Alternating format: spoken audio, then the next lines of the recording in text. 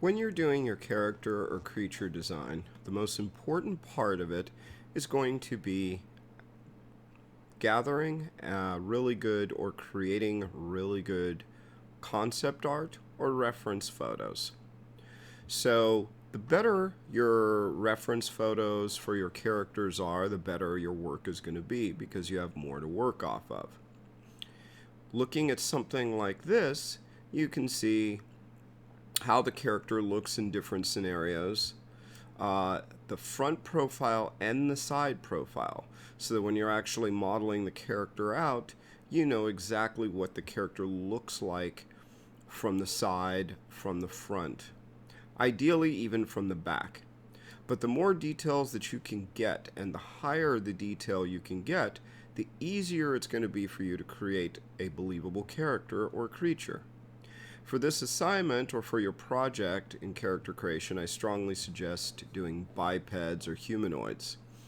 At least one, if you're doing multiples. The better the work that you actually have to go off of, the better your artwork is going to be. And if you're a professional working at a movie company or a game company, they're going to give you professional concept art.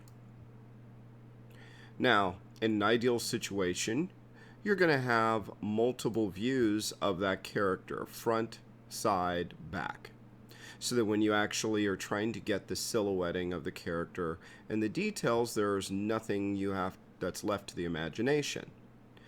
This isn't always the case, but the more information you have, the better. So for part of your project, you're going to need to gather or get or create concept art and photos to support the character and creatures that you're going to make. You'll make a character sheet. That'll be your guideline. And we'll even be able to bring in images if we need to into a program, either Maya or Mudbox, to start to get that silhouetting.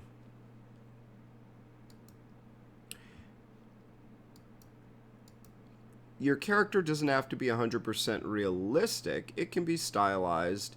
Just understand that certain cartoons, and especially anime, is exceedingly difficult to translate into 3D and make it believable, because a lot of these different cartoon styles have a tendency of changing their proportions based off of the camera angle.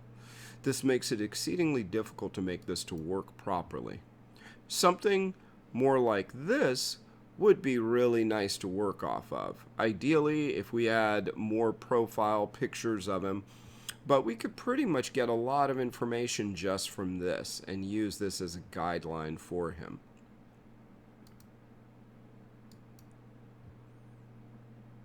Your character sculpts should be in what's called an A or a T pose. This would be an A pose.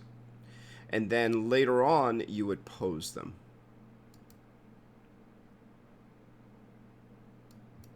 Hair we'll talk about later. This character would be somewhat difficult. And the difficulty is simply because it falls into that almost anime style, where the proportions of the character kind of change based off of the angles you're looking at them. She has a very flat face, and that trying to get that to translate properly at different angles is quite difficult. Something that is more realistic with muscles and very defined features tends to be a lot easier.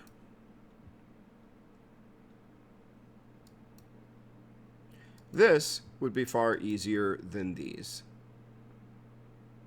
So this one has very defined features that it wouldn't be too difficult to sculpt out something that would actually fit that. These are much looser. I don't get like where the jawline is, and they're very flat. And as a result, trying to translate that into 3D becomes exceedingly difficult.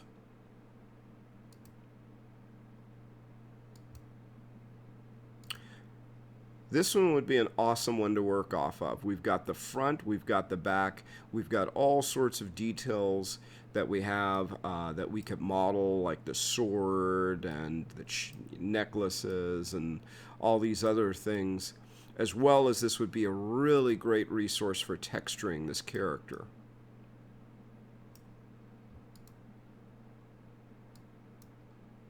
This one's really good because we preferably higher resolution, but we can see what the character looks like potentially with and without clothing, and then model the clothing on top of them. Again, this one's a great reference for the different components of this character. So choose your resource material wisely. The looser it is and the more cartoony it is, it may seem like you're taking, it's a little bit easier. It actually is quite harder to do, believe it or not. So it's a little bit easier than when you have a lot more detail than if it's just really loose, because it just doesn't translate easy into a 3D character that you can rotate around. There's definitely some that, okay, this might be a really fun character to do, but I would want to draw or sketch out a side view of him and a front-on view so I could really lock down those proportions. Otherwise, I have to make up, how does his head look from a side view? How far does his chin go out? How far are his eyes back? What's the profile of his nose? Where's his mouth? So that's the parts where you start to run into a lot of problems. The first thing you're going to work off of will be what's called silhouetting. And that's where you get your character and you create essentially a shape it out.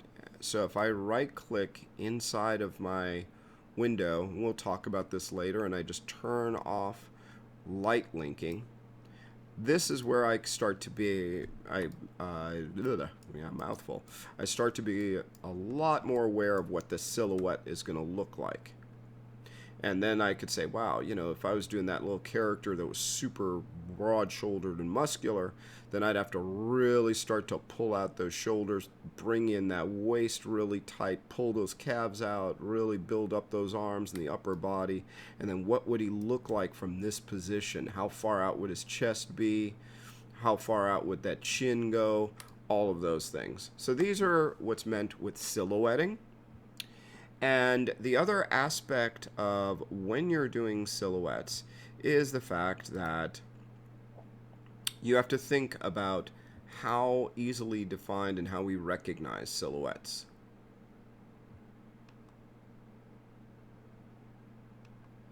So if you can identify silhouettes well, then that tells you it's a good character representation of a defined character.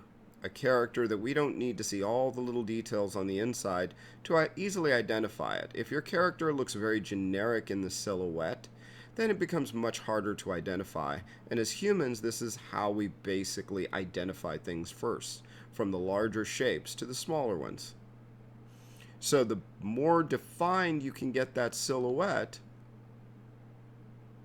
the much easier it is to actually define what we're looking at and who we're looking at. And keeping those arms away so that we can actually see it, where if it's on top, this starts to change a lot. What is that? So, pick good concept art that has some good silhouettes, preferably front and side views, so that you know when you're sculpting, what does it look like from the front? And what does it look like from the side, and hopefully even the back. We can always fill in the blanks, but the more you have to work with, the better it's going to be.